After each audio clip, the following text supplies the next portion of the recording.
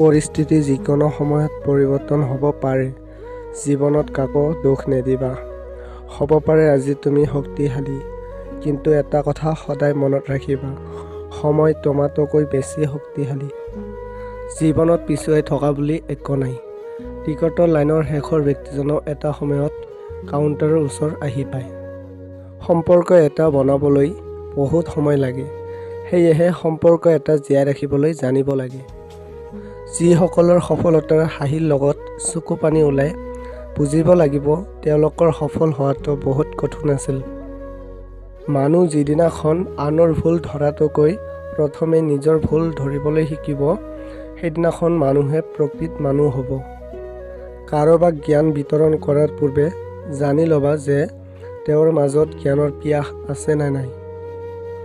তৰ্কত জিকা বুদ্ধিমানৰ কাম নহয়, তৰ্কৰ মাজত নোযোৱাটোই বুদ্ধিমানৰ কাম।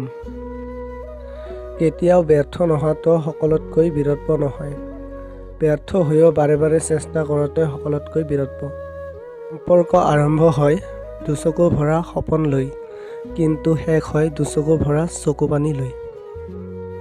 ওঠৰ কোণৰ হাঁহিটো সকলোৱে দেখিব পাৰিলেও চকুৰ কোণৰ চকুলতো দেখিবলৈ সকলোৰে ক্ষমতা নাথাকে।